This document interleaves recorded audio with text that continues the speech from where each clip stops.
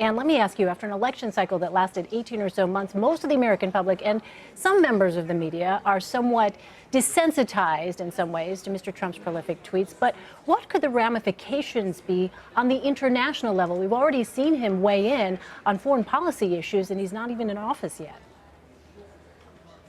Yeah, I mean, that's an excellent question. I think a lot of foreign governments are asking themselves a version of that same question. They've never had to deal with it.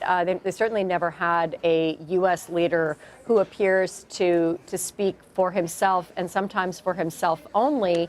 I mean, we'll see what happens when he has an entire government to run and a Republican Congress presumably behind him, at least most of the time, whether that the megaphone effect of those tweets changes.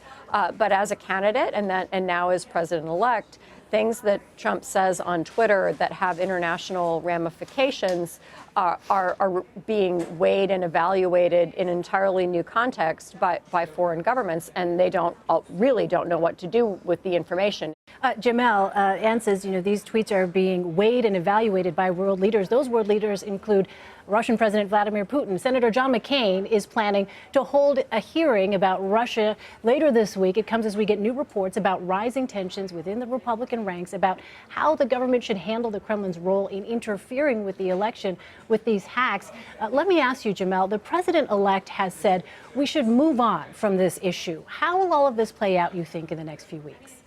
I'm not entirely sure how it will play out, but I do think President-elect Trump's position on it is, I think you can fairly describe as dangerous. There is credible evidence, both from American intelligence agencies and outside observers, that the Russian government or people involved with the Russian government influenced or hacked into the election. That is, regardless of how you think or how you think the election played out or why you think it played out that way, that is a very serious thing, and it's worth taking seriously. And it's important for Congress and the White House to have a good sense of what happened and how we can prevent it again. The fact that Trump is so dismissive of this, I think, does not bode well. I think, in fact, it may sort of encourage further attempts of this kind of thing from other outside actors, given how the Trump and his team is reacting and dismissing what happened. I should also add into all of this that the relationship here between President-elect Trump and Putin and hacking and all of this is not just it's not just these documents, it's not just what happened in the election.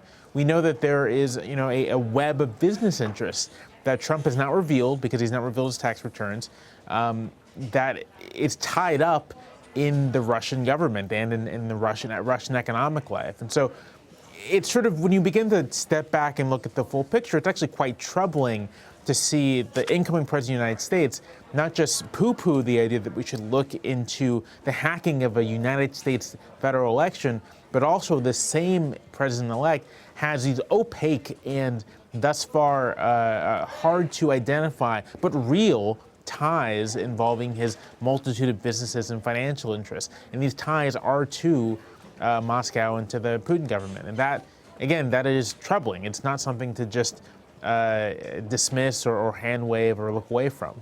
John, what is your thought on this? The relationship with Russia, how it might change, and also the president-elect's dismissal, essentially, of the consensus opinion in the intelligence community that Russia was behind these hacks.